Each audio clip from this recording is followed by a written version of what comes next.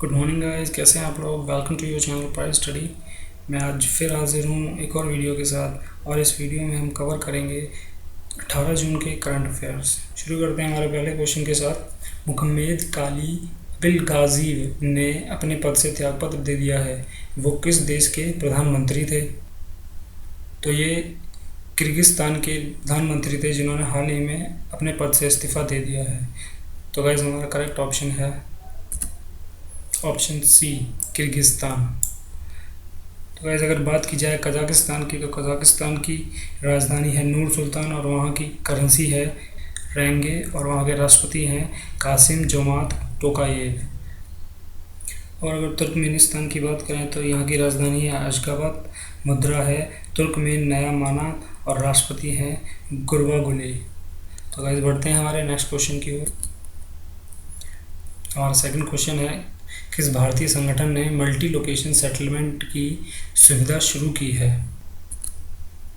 तो ये multi location settlement EPF यानी एम्प्लॉयज़ प्रोविडेंट फंड ऑर्गेनाइजेशन के किसी भी क्षेत्रीय कार्यालय से कहीं से भी और किसी भी तरह से दावे का भुगतान हो सकेगा। इससे पहले इस सुविधा के तहत पहले आप अपने ही शहर के क्षेत्रीय कार्यालय में क्लेम कर सकते थे, लेकिन अब यह किसी भी क्षेत्र में कहीं पर भी किसी भी तरह के दावे का भुगतान आप कर सकेंगे। तो हमारा करेक्ट ऑप्शन है ऑप्शन बी, EPFO। तो इस समय पर EPFO के पूरे देश में 135 क्षेत्रीय कार्यालय हैं, और इसकी स्थापना 1952 में हुई थी। हेडक्वार्टर इसका न्यू दिल्ली में है, और कमिश्नर हैं इसके सुनील भरतवाल। तो गाइस अगर बात की जाए NSE की, तो नेशनल स्टॉक एक्सचेंज इसका हेडक्वार्टर है मुंबई में, और चेयरमैन है इसके गिरीश चंद्र चतुर्वेदी। अगर बात की जाए फिक्की की, तो ये है federation of Indian chambers of commerce industry, और इसकी स्थापना 1927 को हुई थी, और हेडक्वार्टर है न्यू दिल्ली में, और इसके प्रेसिडेंट हैं संगीता रेड्डी। बात करें नाबार्ड की, तो ये है national bank of agriculture and rural development, और इसकी स्थापना 1982 को हुई थी। हेडक्वार्टर है इसका मुंबई में, इसके चेयरमैन हैं गोविंदा रजुल्ले चिंताला। तो गाइस बढ़ते हैं हमारे नेक्स्ट क्वेश्चन की ओर। तो हमारा तीसरा क्वेश्चन है, किस राज्य सरकार ने IT पेशेवरों की मदद के लिए कर्मभूमि नामक एक नौकरी पोर्टल लॉन्च किया है, यानी जॉब पोर्टल लॉन्च किया है? हाल ही में पश्चिम बंगाल की सरकार ने कोविड-19 महामारी के तहत राज्य में वापस लौटे IT पेशेवरों के लिए नौकरी पोर्टल कर्मभूमि का शुभारंभ किया है। तो IT प्रोफेशनल्स अब कर्मभूमि.nltr.org के माध्यम से बंगाल की IT कंपनियों से जुड़ सकेंगे। तो हमारा करेक्ट ऑप्शन है ऑप्शन बी, वेस्ट बंगाल। और वेस्ट बंगाल की बात की जाए तो CM है ममता बनर्जी, राज्यपाल है जगदीप धनखड़। अगर बात करें उड़ीसा की, तो CM है नवीन पटनायक, राज्यपाल हैं गणेशी लाल। तो हाल ही में उड़ीसा ने एक नई स्कीम चलाई है जिसका नाम है निर्माण कुसुम योजना, और यह पूरी तरह से कंस्ट्रक्शन वर्कर्स के लिए कार्य करेगी। और अगर बात की जाए मध्य प्रदेश की, तो CM है शिवराज सिंह चौहान, गवर्नर है लालजी टंडन। और हाल ही में मध्य प्रदेश ने शहरी पथ व्यवसायी योजना शुरू की है, और यह योजना पूरी तरह से स्ट्रीट वेंडर्स के लिए कार्य करेगी, जो गलियों में ठेला लगाकर जो सब्जी फल बेचते हैं उनके लिए। और अगर बात की जाए केरल की, तो CM है पिनराई विजयन, गवर्नर हैं आरिफ मोहम्मद खान। और हाल ही में केरल ने एक स्कीम शुरू की है जिसका नाम है ज़ीरो अनएम्प्लॉयमेंट स्कीम, और इसके तहत न्यू इंडस्ट्रीज़ इन्वेस्टर्स को सब्सिडी दी जाएगी। तो गाइस बढ़ते हैं हमारे नेक्स्ट क्वेश्चन की ओर। तो हमारा फोर्थ क्वेश्चन है, किस पेमेंट बैंक ने MSME के लिए सुरक्षा वेतन खाता लॉन्च किया है? तो यह सुविधा एयरटेल पेमेंट बैंक ने छोटे कारोबारियों के लिए लॉन्च की है। इसके तहत 1 लाख रुपए की व्यक्तिगत दुर्घटना बीमा की सुविधा दी जाएगी। तो गाइस हमारा करेक्ट ऑप्शन है option C, Airtel payment bank. और अगर बात करें एयरटेल पेमेंट बैंक की, तो इसकी स्थापना 2017 में हुई थी। इसका हेडक्वार्टर है न्यू दिल्ली में, और इसके MD यानी मैनेजिंग डायरेक्टर, CEO यानी चीफ एग्जीक्यूटिव ऑफिसर अनुब्रेता विश्वास हैं। और अगर बात की जाए इंडिया पोस्ट पेमेंट बैंक की, तो ये इसकी स्थापना 2018 में हुई थी। हेडक्वार्टर है न्यू दिल्ली, और इसके सेक्रेटरी हैं प्रदीप कुमार बिश्नोई। और अगर बात की जाए फिनो पेमेंट बैंक की, तो इसकी स्थापना 2006 में हुई थी, हेडक्वार्टर है मुंबई में। और अगर बात की जाए पेटीएम पेमेंट बैंक की, तो इसकी स्थापना 2010 में हुई थी, हेडक्वार्टर इसका नोएडा यूपी में है और सीईओ हैं विजय शेखर शर्मा। तो गाइस बढ़ते हैं हमारे नेक्स्ट क्वेश्चन की ओर। तो हमारा 5वां क्वेश्चन है, विश्व लड़ाकू मरुस्थलीकरण और सूखा दिवस कब मनाया जाता है? तो world combat desertification and drought day हर साल 17 जून को मनाया जाता है। स्थापना 1995 में हुई थी, जो कि यूनाइटेड नेशंस जनरल असेंबली ने की थी, और इस बार इसकी थीम रही फूड, फीड एंड फाइबर। तो आइए हम इस महीने की अब तक की इम्पोर्टेंट डेट्स को फिर से रिवीजन कर लेते हैं। तो 1 जून को मनाया गया था वर्ल्ड मिल्क डे, और इस बार इसकी थीम रही थी एंजॉय डेयरी रैली। और 2 जून को मनाया गया था तेलंगाना दिवस, और इसकी स्थापना हुई थी 2014 को। और जून 3 को मनाया गया था वर्ल्ड साइकिल डे, और 4 जून को मनाया गया था international day of innocent child victim of aggression, और 5 जून को मनाया गया था वर्ल्ड एनवायरनमेंट डे, और इस बार की इसकी थीम रही थी बायोडाइवर्सिटी। 7 जून को मनाया गया था वर्ल्ड फूड सेफ्टी डे, और इस बार इसकी थीम रही थी फूड सेफ्टी एवरीवन्स बिजनेस।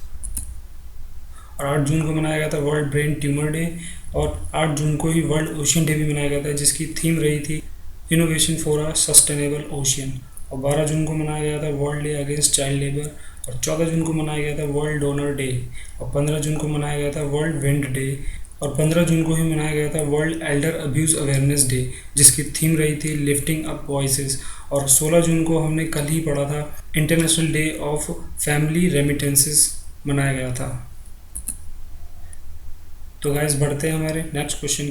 तो हमारा 6th क्वेश्चन है, मेडिकल कॉलेजों में ओबीसी श्रेणी के छात्रों के लिए 27% आरक्षण प्रक्रिया का पालन करने के लिए केंद्र को निर्देश देने के लिए किस अदालत में याचिका दायर की गई है? तो हमारा करेक्ट ऑप्शन है ऑप्शन बी, दिल्ली उच्च न्यायालय में। तो बढ़ते हैं हमारे अगले क्वेश्चन की ओर। तो हमारा 7वां क्वेश्चन है, हाल ही में किस राज्य में स्किज़ोथोरैक्स सिकुसिरुमेंसिस नाम की एक नई मछली प्रजाति को खोजा गया है? तो हमारा करेक्ट ऑप्शन है ऑप्शन डी, अरुणाचल प्रदेश। तो गाइस बढ़ते हैं हमारे नेक्स्ट क्वेश्चन। हमारा 8वां क्वेश्चन है, सिडबी के नए निदेशक के रूप में किसे नियुक्त किया गया है? तो हमारा करेक्ट ऑप्शन है ऑप्शन सी, देवेंद्र कुमार सिंह। और अगर बात की जाए सिडबी की, तो यह है small industries development bank of India. इसकी स्थापना 1990 में हुई थी। इसका हेडक्वार्टर है लखनऊ में, और इसके चेयरमैन हैं मोहम्मद मुस्तफ़ा। तो आज बढ़ते हैं हमारे नेक्स्ट क्वेश्चन की ओर। तो हमारा 9वां क्वेश्चन है, किस मंत्री ने जर्मीवैन नाम का उपकरण लॉन्च किया है? तो केंद्रीय मंत्री किरण रेड्डी द्वारा जर्मीवैन नाम के एक डिवाइस को लॉन्च किया गया है। यह डिवाइस 99.9% वायु रोगाणुओं को मारने की क्षमता रखता है। तो हमारा करेक्ट ऑप्शन है ऑप्शन बी, जी किशन रेड्डी। तो बढ़ते हैं हमारे नेक्स्ट क्वेश्चन की ओर। तो हमारा 10वां क्वेश्चन है, ऑपरेशन डेजर्ट चेज किस राज्य में शुरू किया गया है? तो ऑपरेशन डेजर्ट चेज यह ऑपरेशन एक एंटी जासूसी ऑपरेशन है जो राजस्थान पुलिस ने स्टार्ट किया था। इसमें कई लोगों को आधिकारिक गोपनीयता अधिनियम 1923 के तहत गिरफ्तार किया गया था। तो हमारा करेक्ट ऑप्शन है ऑप्शन बी, राजस्थान। तो बढ़ते हैं गाइस हमारे नेक्स्ट क्वेश्चन की ओर। तो हमारा 11वां क्वेश्चन है, एमी अवार्ड्स 2020 की मेज़बानी और प्रोड्यूस कौन करेगा? तो एमी अवार्ड टेलीविज़न इंडस्ट्री में उत्कृष्ट कार्य के लिए दिया जाता है, और यह पहली बार 1954 में दिया गया था, और यह अमेरिका का अवार्ड है। तो हमारा करेक्ट ऑप्शन है option D, Jimmy Kimmel. Jimmy Kimmel ही इसे होस्ट एंड प्रोड्यूस करेंगे। तो गाइस बढ़ते हैं हमारे नेक्स्ट क्वेश्चन की ओर। तो हमारा 12वां और आखिरी क्वेश्चन है, किस राज्य ने 12 अंतर्राष्ट्रीय फर्मों के साथ 16,000 करोड़ रुपए के MOU पर हस्ताक्षर किए हैं?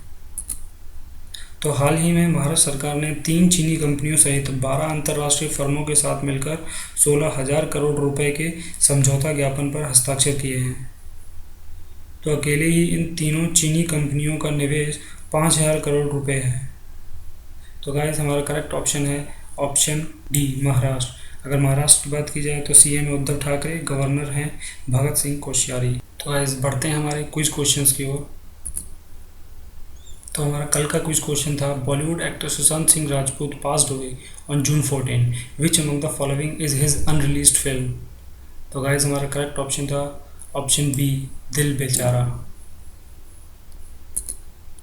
और अब बढ़ते हैं हमारे आज के कुछ क्वेश्चन की ओर। और हमारा आज का कुछ क्वेश्चन है, who has become the first Sikh observer to graduate from the US Military Academy. यानी यूएस मिलिट्री एकेडमी से ग्रेजुएट होने वाले पहले सिख ऑब्जर्वर कौन बने हैं। तो गाइस इसका आंसर आप हमें कमेंट बॉक्स में टाइप करके दे सकते हैं। अगर आप चाहते हैं कि मैं ऐसी ही इंपॉर्टेंट करंट अफेयर्स की वीडियो लाता रहूं तो प्लीज़ गाइस इस वीडियो को लाइक करें और ज़्यादा से ज़्यादा शेयर करें। और अगर आप हमारे चैनल की वीडियो को पहली बार देख रहे हैं तो जल्दी से जल्दी सब्सक्राइब करें और बेल आइकन को दबाएं, जिससे कि हमारी नेक्स्ट वीडियो का नोटिफिकेशन आप तक पहुंच सके। तो guys take care, bye for now, मिलते हैं हमारी नेक्स्ट वीडियो में।